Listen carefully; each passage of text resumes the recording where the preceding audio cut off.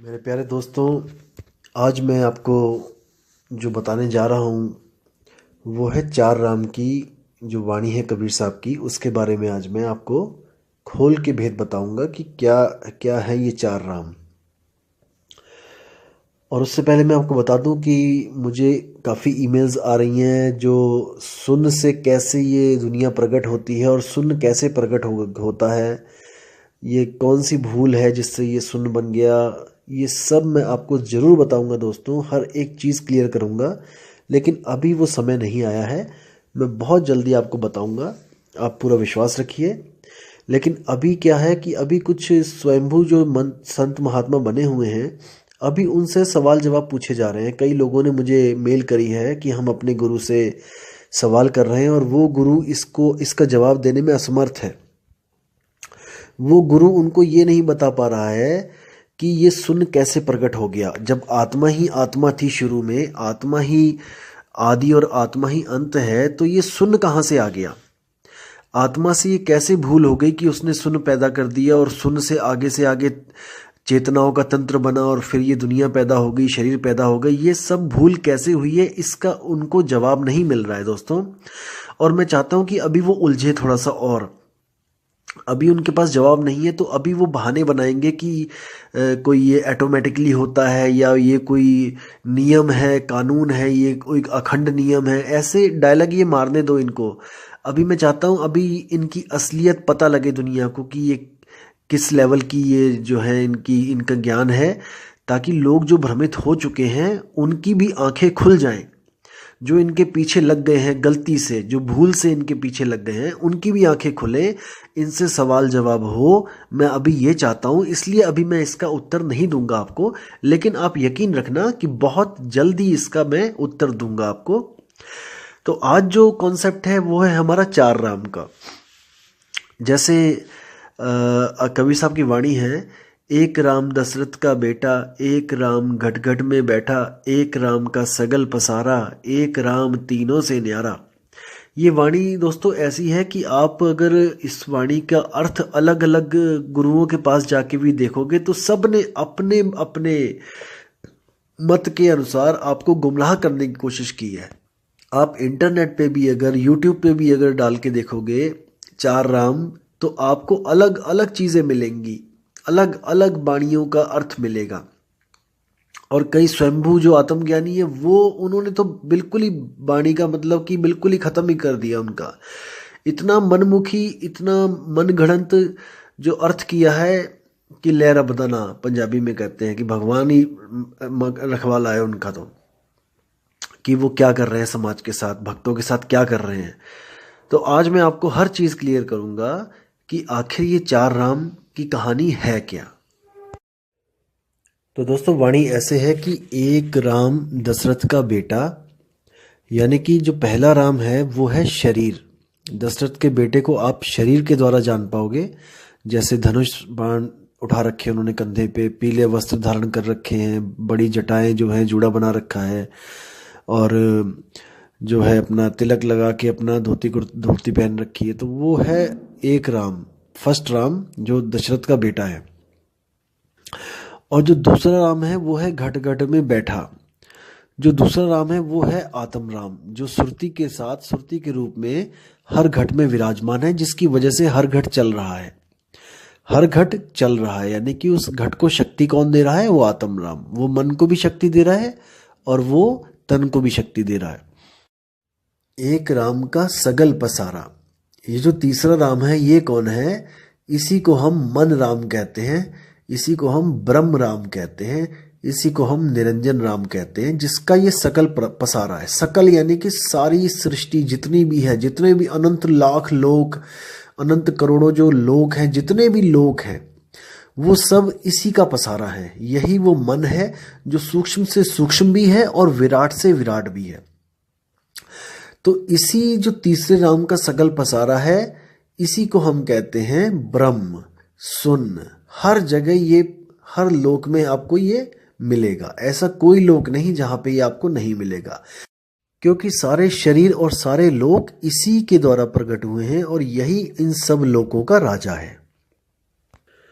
और जो चौथा राम है वो कौन है? चौथा राम इन तीनों से न्यारा, वो है परमात्म राम। वो इन तीनों से न्यारा इसलिए है क्योंकि वो ना तो शरीर है, ना ही वो सुरती है, और ना ही वो मन है।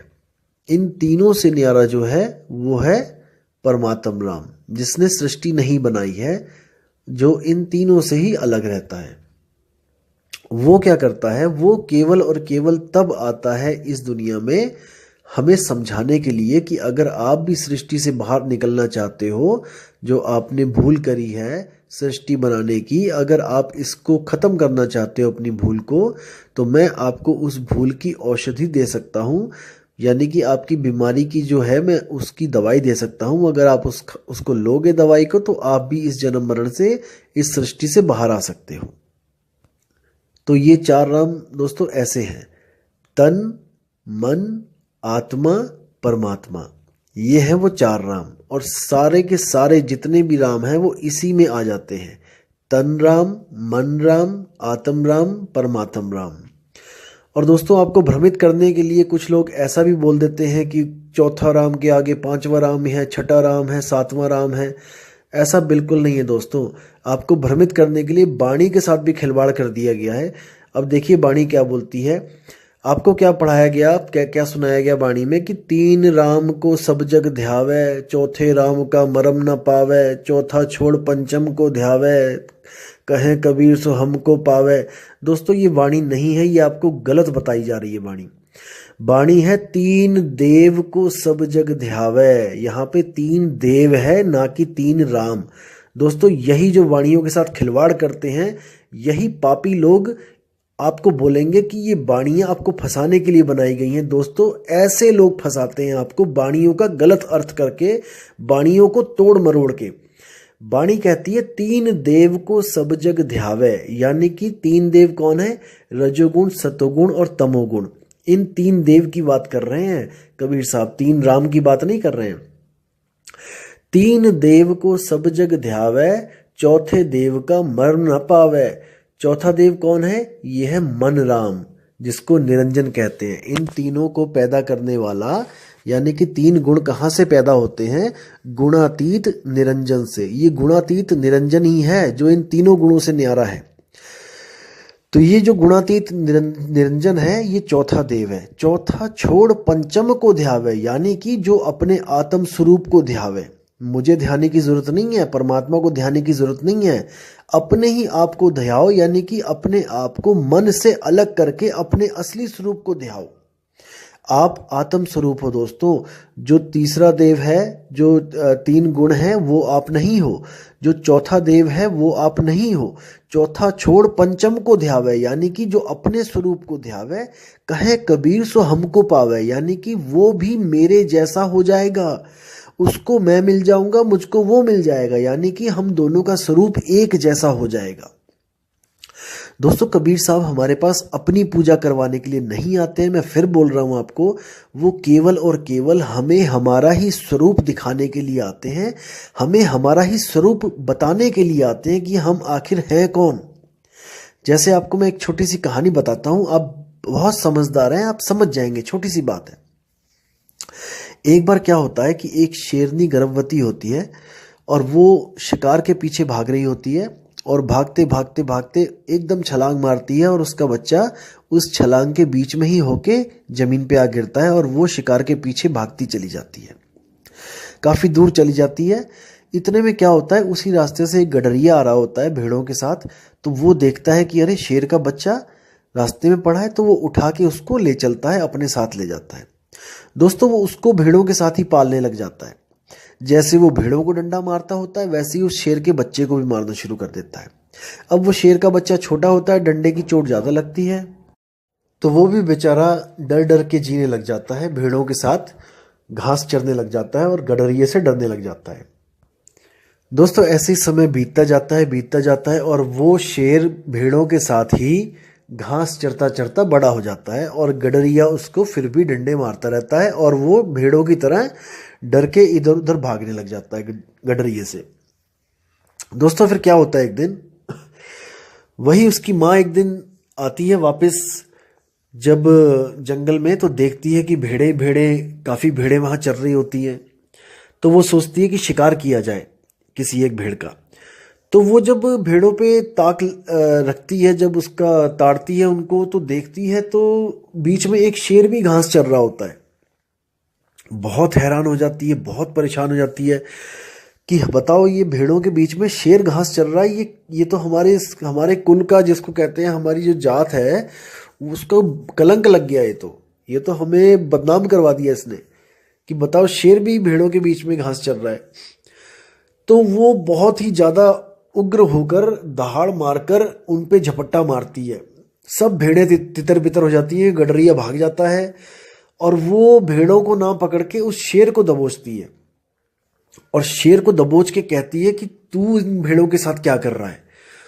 तो वो भी जब देखता है शेर को तो वो डर जाता है, कहता है महाराज मैं तो शेर जी, मैं तो भेड़ हूँ, मुझे बख्श दो, मुझे छोड़ दो।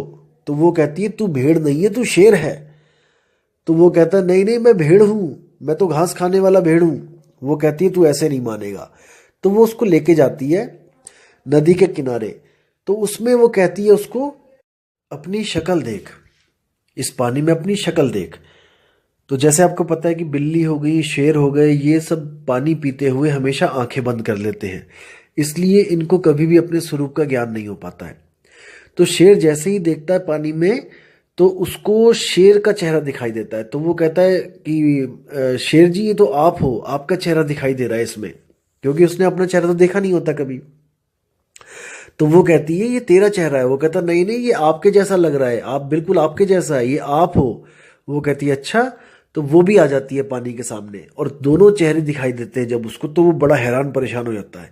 वो कहता है अरे, ये तो आप मेरे जैसे और मैं आपके जैसा दिखाई दे रहा हूँ बिल्कुल, यानी कि मैं भेड़ नहीं हूँ, मैं शेर हूँ। वो कहती है मैं यही तो तुझे समझा रही हूँ इतनी देर से कि तू भेड़ नहीं है, तू शेर है और तू घास खा रहा है, शर्म कर। तो वो कहता है और वो गडरिया, तो कहती है वो देखा नहीं मैंने दहाड़ मारी तो कैसे भाग गया। तो कहता है कि वो गडरिया जो रोज मुझे मारता है, कि वो मुझसे डर सकता है क्या, मैं उसको डरा सकता हूँ क्या। वो कहती तू बिल्कुल डरा सकता है, लेकिन तुझे अपना मूल शब्द याद करना पड़ेगा, मैं तुझे वो मूल शब्द देती हूँ। तो वो उसको दहाड़ना सिखाती है, क्योंकि वो मिमियाता होता था आज तक दहाड़ना, तो वो किसी ने सिखाया ही नहीं उसको दहाड़ना। तो जब वो उसको दहाड़ना सिखाती है तब वो भी दहाड़ने लग जाता है। और जब वो दहाड़ता है तो उसको एक अलग अनुभूति होती है कि मैं असल में एक शेर हूं। तब वो क्या कहता है, अच्छा अब मैं जाता हूं और मैं अब गडरिये को देखता हूं कहां पे है वो, जिसने मुझे आज तक गुलाम बना के रखा। तो जैसे ही वो जाता है शेर अकेला वहां पे, तो गडरिया देखता है, वो पहचान जाता है, कहता है ये तो अपना वाला ही शेर है। तो वो कहता है चलो शुक्र है दूसरा वाला शेर नहीं आया, ये तो हमारे वाला ही है, ये तो डंडे खा खा के ये तो भेड़ बना रखा है मैंने। तो जैसे ही वो जाता है वहां पर, तो गडरिया फिर डंडा लेके आके उसको काबू में करने के लिए आता है। जैसे ही तो वो एक दहाड़ मारता है, तो गडरिया दहाड़ सुनते ही फिर से दोबारा भागने लग जाता है और क्या बोलता है कि अरे बाप रे, इसने अपने स्वरूप को प्राप्त कर लिया है, ये जान चुका है कि ये शेर है, अब मेरी दाल इसके आगे नहीं गलेगी, अब इस पे मेरा जोर नहीं चलेगा, क्योंकि इसने अपने खोए हुए स्वरूप को प्राप्त कर लिया है। दोस्तों बिल्कुल यही वो कहानी है जो हमारे साथ बीती जा रही है। हम असल में शेर हैं, लेकिन हम भेड़ों के साथ रहते हैं और हम इंद्री रूपी भेड़ों के साथ रह रहे हैं, और घास रूपी हम जो है विषय खा रहे हैं, विषयों को हम भोग रहे हैं घास रूपी। असल में हमारा जो आहार है वो हमारा कुछ और है, हमारा स्वरूप है वो हमारा कुछ और है, हमारी जो जात है वो हमारी कुछ और है। हम इन नकली जात पात में, इन नकली इंद्रियों के सुखों में हम भटक रहे हैं। असल में हमारा स्वरूप शब्द स्वरूपी है, यानी कि हम आत्म स्वरूपी हैं, लेकिन हम गलती से अपने आप को मन समझ रहे हैं। वो गडरिया ही मन है जो आत्मा रूपी इस शेर को, जिसने भेड़ बना के रखा हुआ है। जब हम अपने स्वरूप को प्राप्त कर लेते हैं तो ये गडरिया हमसे आगे आगे भागा फिरता है, हमें सलाम ठोकता है। जैसे कबीर साहब ने कहा है कि जब कोई भी जीव को सतनाम मिल जाएगा तो काल माथा नवाएगा। जही विधि सार शब्द गहे हाथा, तही विधि काल नवावे माथा। यानी कि ये मन आपको तब तक डरा सकता है जब तक आपको अपना निज स्वरूप प्राप्त नहीं हो गया। जिस दिन आपको अपना निज स्वरूप प्राप्त हो गया, ये मन आपसे डरता फिरेगा, आपसे आपके आगे आगे भागा फिरेगा, आपके आगे ये सिर नहीं उठा पाएगा। और अंत समय में आप इसको ऐसे छोड़ के चले जाओगे जैसे केचुली को सांप छोड़ के चला जाता है। यानी वो यहीं पे मृत हो जाएगा, मर जाएगा, खत्म हो जाएगा। उसकी कहानी यहीं पे खत्म हो जाएगी। जैसे इसको शुरू किया था वैसे ही इसको मार दिया जाएगा। और याद रखना दोस्तों, जो कई बारी सवाल जो आ रहा है कि चेतना और जो एनर्जी है उसमें क्या फ़र्क है, जैसे मशीनों में एनर्जी होती है, तो गलती से आप लोग इसको चेतना समझ रहे हो। दोस्तों, चेतना अलग चीज़ होती है और एनर्जी अलग चीज़ होती है। इलेक्ट्रॉन प्रोटॉन की जो एनर्जी है वो अलग चीज़ है। वो मैकेनिकल और केमिकल एनर्जी है, वो अलग है। इलेक्ट्रॉनिक एनर्जी वो अलग है। जो हमारी चेतना है वो अलग है। जो इलेक्ट्रॉनिक और मैकेनिकल एनर्जी है ये जीवित नहीं है, और जो हमारी चेतना है वो जीवित है। इलेक्ट्रॉनिकल एनर्जी आप कितनी भी यूज़ कर लो, आप इस मुर्दा शरीर को चला नहीं सकते। इतना समझो, मुर्दा शरीर में भी इलेक्ट्रॉन और प्रोटॉन है, क्योंकि ये कण कण से बना है और हर कण में इलेक्ट्रॉन, प्रोटॉन, न्यूट्रॉन शामिल है। लेकिन ये मुर्दे को उठा नहीं सकते, एनर्जी भरपूर होती हुई भी। इस मुर्दे को उठाने के लिए चेतना की जरूरत पड़ती है। आप चेतना और एनर्जी को मिस इंटरप्रिएट कर रहे हैं। दोस्तों, इलेक्ट्रॉनिक की जो एनर्जी है वो चेतन नहीं है, वो चेतन नहीं है। जैसे आपने मान के चलो कि गली में 4 कुत्ते हैं और आपने एक रोबोट छोड़ दिया वहाँ पे कुत्तों के बीच में, तो कुत्ते उसको जितना मर्जी काटेंगे, उसको कोई दुख नहीं होगा, दर्द नहीं होगा, और वो दोबारा अगर आप उसी गली में उस रोबोट को छोड़ोगे तो वो फिर चला जाएगा उन्हीं कुत्तों के बीच में। जबकि एक इंसान की जो चेतना होती है वो रोबोट की चेतना से बिल्कुल अलग होती है, चाहे कितने भी सेंसर क्यों ना लगे हो रोबोट में। इंसान का क्या है, इंसान में जो चेतना होती है, जो आत्मा की वजह से है, वो उसको, अगर उसको पता लग जाए कि इस गली में 4 कुत्ते हैं, जाके जैसे एक बार कुत्तों ने काट लिया उसको, तो दूसरी बार उसकी हिम्मत नहीं पड़ेगी वहां जाने की। ये होती है चेतना, यानी कि चेत जाना। एक मशीन नहीं चेत सकती है, ये इंसान चेतता है। इंसान की जो चेतना होती है वो इससे खबरदार करती है, और जिस गली में उसके साथ ऐसा हो गया होता, अगली बार वहां जाने की हिम्मत भी नहीं करती है। और कई लोग कहते हैं कि अगर ऐसी मुक्ति मिली हमें कि हमने शब्द को प्राप्त कर लिया, तो क्या गारंटी है कि दोबारा नहीं आएंगे। दोस्तों, यही गारंटी है, क्योंकि वो चेतना कोई इलेक्ट्रॉनिक चेतना नहीं है, वो जीवित चेतना है। वो कभी भी किसी चीज को भूलती नहीं है। बस क्या है कि जैसे ही उसको पता लगेगा कि मैं अब यहाँ से मुक्त हो गई हूँ और मैं अब जन्म मरण से मुक्त हो चुकी हूँ, दोबारा कभी वो गलती करने की हिम्मत भी नहीं करेगी। ये उसमें खासियत है कि दूध का जला छाछ भी फूक फूक के पीता है। इसी तरह वो चेतना को भी हमेशा चेतन रहेगी कि मुझसे एक बार गलती हुई थी, मैंने अब दोबारा ये गलती कभी नहीं करनी है। एक बार तो बड़ी मुश्किल से जान छूटी है मेरी। दोस्तों, वो गलती से भी कभी दोबारा इस ब्रह्म को पैदा करने की गलती नहीं करेगी। ये लिख के ले लो, गारंटेड है। क्या कुछ नहीं कर रहे हैं हम मुक्ति के लिए, और अगर हमें मुक्ति मिल जाए तो हम दोबारा क्या इस जेल में आएंगे। एक तोता आपने देखा होगा, बहुत चूरी खाता है, पिंजड़े में बैठ के सब कुछ खाता है जो आप देते हो, लेकिन अगर एक बार उड़ जाए दोस्तों, दोबारा कभी उस पिंजड़े में नहीं आता। आप कितनी भी चूरी डाल डाल के रख लेना वहां पे, याद रखना इस बात को।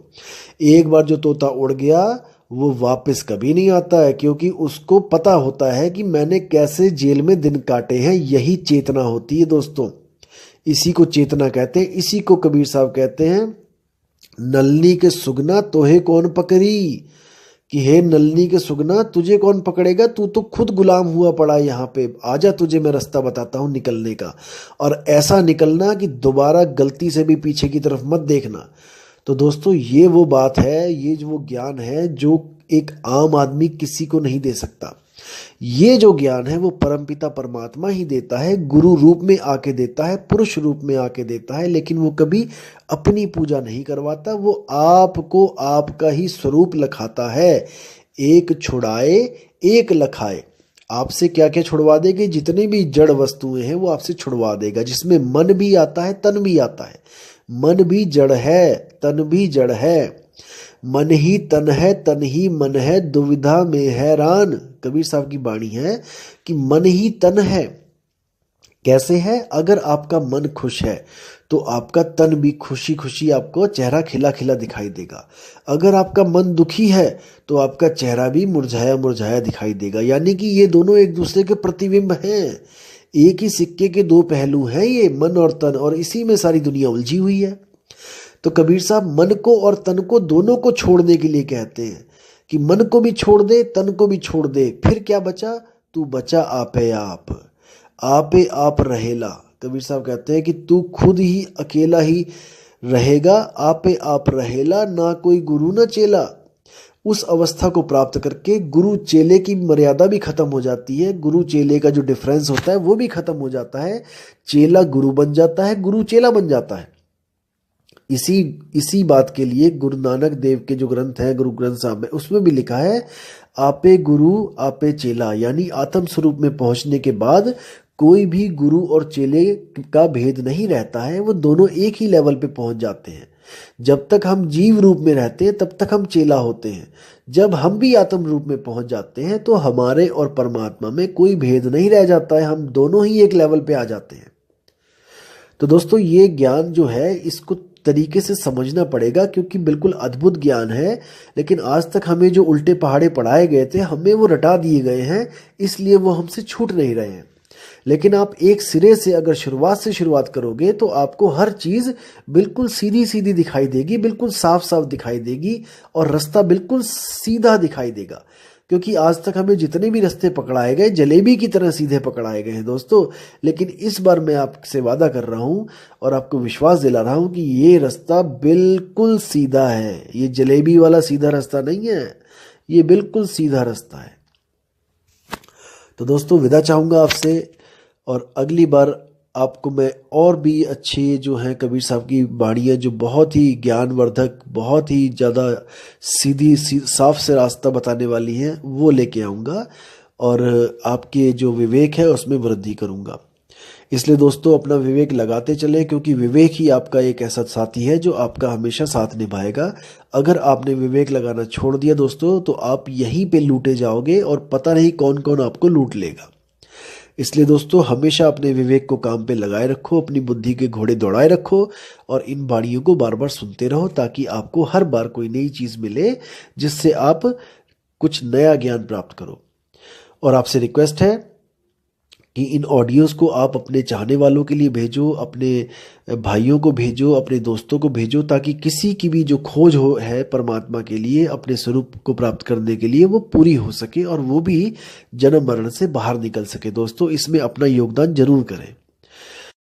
और दोस्तों मैं आपसे फिर बोल रहा हूँ कि आप किसी के भी साथ जुड़ना चाहें आप जुड़ सकते हैं, कोई बंधन नहीं है आपको कि आप यहीं पे जुड़े या कहीं पे, जहां आपको विश्वास बनता है आप जुड़ें, लेकिन दोस्तों परख करने के बाद जुड़ें। आप गुरु से जरूर प्रश्न पूछें कि गुरुजी ये सृष्टि बनी तो बनी कैसे? क्या ये सृष्टि बना के बहुत अच्छा किया जिसने भी बनाई है, या बहुत बुरा किया? हम यहाँ पे फंस गए हैं, ये हमारे फंसाने के लिए बनाई गई थी कि कैसे बनाई गई थी? क्या इसको बनाने का मकसद क्या था? क्या इसको बनाए बिना बात नहीं बननी थी? जैसे कई लोग कह देते हैं कि ये ऑटोमेटिकली बनी है और शून्य से सब कुछ प्रकट हुआ है, हम भी शून्य से प्रकट हुए हैं। दोस्तों अगर हम मान के चलो कि हम शून्य से प्रकट हुए हैं तो इसका मतलब हम पहले नहीं थे। विचार करना दोस्तों, जैसे मैं पहले नहीं था, मेरा कोई अस्तित्व नहीं था, मैं एकदम शून्य से प्रकट हो गया। विचार करना दोस्तों, मैं पहले नहीं था और मैं शून्य से प्रकट हो गया, और आज मुझे ये ज्ञान बताया जा रहा है कि तुम दोबारा मर जाओ। मैं मानता हूं कि आज मैं फिर दोबारा मर गया, लेकिन दोस्तों मैं तो पहले भी मरा हुआ था ना। शून्य से प्रकट होने से पहले भी तो मैं मरा हुआ था। जब मैं मरे हुए से फिर जिंदा कर दिया गया, शून्य से प्रकट हो गया, तो अब क्या गारंटी है कि मैं आज अगर मर जाता हूं, ये मन मर जाता है, पूर्णतया मर जाता है, दोबारा पैदा नहीं होगा? क्योंकि शून्य से पैदा होने से पहले भी तो ये मरा ही हुआ था। ये कहाँ था? क्या इसका कोई अस्तित्व था क्या? जब इसका कोई अस्तित्व नहीं था और इसको पैदा कर दिया गया, तो दोस्तों आज भी अगर आप इसका अस्तित्व खत्म कर दोगे तो आप कल को दोबारा पैदा कर दिए जाओगे, क्योंकि वो लोग ये नहीं जानते कि भूल कहाँ पे हो रही है। ये उस भूल को तो प्रकृति का नियम बताते हैं, ये उस भूल को तो अखंड नियम बताते हैं, क्योंकि इनके पास जवाब नहीं है। इनको पता ही नहीं है कि भूल सुधारी कैसे जाए। इसलिए जो चीज़ नहीं पता होती है तो वो कह देते हैं नहीं नहीं ये तो होता ही है, ये तो ऑटोमेटिकली, ऐसा तो होना ही है। तो दोस्तों दोबारा पैदा हो जाओगे। अभी विचार कर लो, ये जन्म बार बार नहीं मिलेगा। भूल को सुधारोगे तभी बात बनेगी, नहीं तो बार बार भूल होती चली जाएगी। दोस्तों विचार करना है, किसी के पीछे ऐसे ही नहीं लग जाना है। बाल की खाल निकालना सीखो। कबीर पंथ का मूल मकसद ही यही होता है कि बिना देखे बिना जांचे किसी को नहीं मानना। जब तक ना देखूं अपनी नैनी और तब तक ना मानूं गुरु की कहनी। ये किसी भी संत महात्मा ने नहीं सिखाया, केवल कबीर साहब ने बताया है कि जब तक अपने ज्ञान से मैं परख ना कर लूं कि गुरु सत्य बता रहा है कि असत्य बता रहा है, मैं किसी को नहीं मानता गुरु। इसलिए दोस्तों विचार करना है, विवेक करना है, सवाल पे सवाल पूछने हैं। सवाल पूछना शिष्य का हक है, और अगर गुरु को नहीं पता है तो वो गोलमोल उत्तर देगा और आपने पकड़ लेना है उसको। तो दोस्तों मैं फिर आपको कहता हूं कि बिना विवेक के आप लुट जाओगे। विवेक को कभी भी मत सोने देना, हमेशा जगाए रखना, बुद्धि के घोड़े दौड़ाए रखना। तो इसी के साथ दोस्तों मैं आपसे विदा लेता हूं, और बहुत ही जल्दी आपको अगली ऑडियो के साथ में आऊँगा, जिसमें मैं सारा क्लियर करूँगा कि शरीरों के कितने गुण होते हैं और आत्मा के क्या गुण होते हैं। जैसे कई लोगों ने आजकल डायलॉग ये रट लिया है कि यहाँ पे 5 शरीर में रहोगे तो 5 गुण मिलेंगे, काम क्रोध लोभ मोह अहंकार। आगे ऊपर आत्मा में चले जाओगे तो नूरी तत्व में चले जाओगे तो 16 मिल जाएंगे, आगे चले जाओगे 64 मिल जाएंगे, आगे चले जाओगे उसके डबल बता देंगे। अरे दोस्तों ये ऐसा नहीं होता है। आप उनसे पूछो कि 16 तो बता दिए तुमने, 16 जो आत्मा के गुण हैं नाम बता दोगे, क्योंकि अनुराग सागर में लिखे हैं 14, 64 के नाम बता के दिखाओ जरा। 64 के बाद जरा 108 के नाम बता के दिखाओ जरा। आप नाम तो बताओ ना। आप ऐसे गिनती गिनाते चले जाओगे, उसका तो अंत ही कोई नहीं है भाई। अगर आप गिनती गिनाते चले जाओगे उसका तो कोई अंत नहीं है कि 16 के ऊपर जाओगे 64 हो जाएगा, 64 के ऊपर चले जाओगे 100 कुछ हो जाएगा, फिर 205 हो जाएगा, फिर 8000 हो जाएगा। दोस्तों नाम तो बताओ, इनको बोलो, इन लोगों से पूछो। आप जो ये गुरु बैठे हुए हैं इनसे पूछो आपकी कौन कौन से गुण होते हैं, जरा हमें बताओ। 25 प्रकृतियां होती हैं, 26वीं बताओ, 26वीं कौन सी होती है बताओ जरा। तो दोस्तों ये गिनतियां गिनना सीख गए हैं और बस गिनतियों में आपको उलझा लेते हैं कि अनंत लोक हैं और इतने लोग हैं। अरे नाम तो बताओ, 100 के तो नाम बता दो। अनंत पुरुष है, तुम 10 के तो नाम बता दो। बताओ जरा कौन कौन से पुरुष किस किस लोक में बैठे हुए हैं। तो दोस्तों ऐसे भ्रमित आपको करने वाले हजारों लाखों मिलेंगे, लेकिन आपने ऐसे भ्रमित नहीं होना है। अगली वीडियो में मैं आपको ये बताऊंगा कि ब्रह्म ज्ञानी और आत्मज्ञानी में फर्क क्या होता है, और ब्रह्म ज्ञानियों को क्या सिद्धियां मिलती हैं और आत्मज्ञानी के पास कौन सी सिद्धि होती है। ये जितने भी आत्मज्ञानी लोग कह रहे हैं कि मुझे अनंत लोग दिखाई दे रहे हैं, ये सब झूठ बोलते हैं। आत्मज्ञानी के पास क्या क्या असल में क्या वस्तुएं होती है, मैं आपको अगली ऑडियो में एक एक चीज क्लियर करके बताऊंगा। तो दोस्तों आपसे विदा चाहूंगा अब, और आप विवेक लगाते रहिए दोस्तों, बार बार ऑडियो सुनते रहिए ताकि आपको हर चीज़ समझ में आती रहे। तो इसी के साथ मैं विदा चाहूंगा दोस्तों। जय गुरु बंदी छोड़ कबीर साहिब, जय गुरु बंदी छोड़ मदन साहिब, जय जय गुरु बंदी छोड़ वैराग साहिब की सदा ही जय हो। साहिब बंदगी सतनाम।